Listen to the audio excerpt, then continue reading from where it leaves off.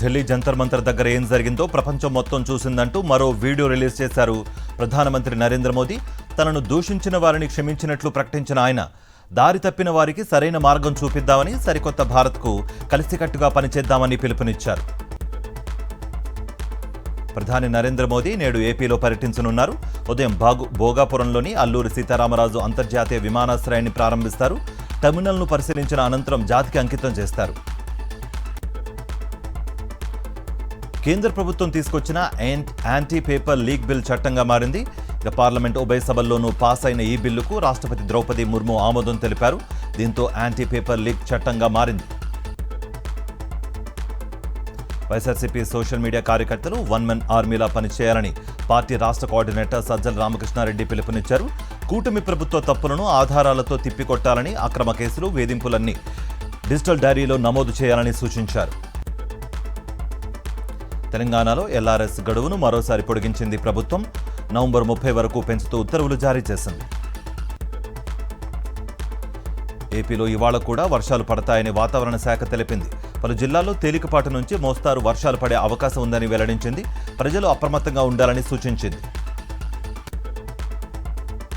తెలంగాణలో వరుస వర్షాలతో ప్రభుత్వం అప్రమత్తమైంది. కలెక్టర్లు, అధికారులు జిల్లా కేంద్రాలు విడిచి వెళ్లొద్దని ఆదేశించింది. అత్యవసర విభాగాల అధికారులు, ఉద్యోగులు సెలవులు రద్దు చేసింది. భద్రాద్రి కొత్తగూడెం జిల్లా చర్ల వద్ద గోదావరి ఉధృతంగా ప్రవహిస్తోంది. ఇసుక లోడింగ్ కోసం వచ్చిన లారీ డ్రైవర్లు, కూలీలు 55 మంది అకస్మాత్తుగా వచ్చిన వరదల్లో చిక్కుకున్నారు. 15 మందిని గజ ఈతగాళ్లతో సురక్షితంగా బయటికి తీసుకొచ్చారు.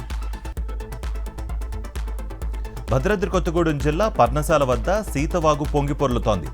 సీతమ్మవారి నార చీరలు, శ్రీరాముని సింహాసనం ప్రాంతం పూర్తిగా వరద నీటిలో మునిగిపోయింది.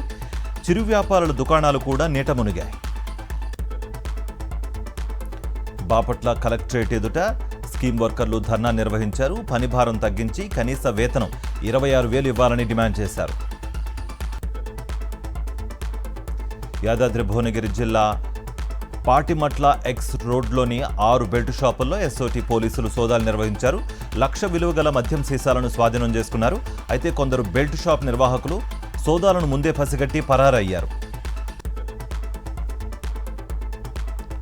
జగిత్యాలలో వడలో బొద్దింక వచ్చిన ఘటనపై ఫుడ్ సేఫ్టీ అధికారులు కఠిన చర్యలు చేపట్టారు. దోశ సెంటర్ను సీజ్ చేశారు. పరారీలో ఉన్న హోటల్ నిర్వాహకుడి కోసం గాలిస్తున్నారు. రైతులకు పెట్టుబడి సాయం అందించే పీఎం కిసాన్ పథకాన్ని మరో 5 ఏళ్లు పొడిగిస్తూ కేంద్ర కేబినెట్ నిర్ణయం తీసుకుంది. ఈ స్కీమ్కు 2030-31 వరకు కొనసాగింపునకు గ్రీన్ సిగ్నల్ ఇచ్చిన మోదీ మంత్రివర్గం 3.15 లక్షల కోట్ల కేటాయింపులు చేసింది. ఉత్తర ఆఫ్రికా తీరంలో ఉన్న స్పానిష్ ప్రాంతం సియూటా సరిహద్దులో ఉద్రిక్త పరిస్థితులు నెలకొన్నాయి.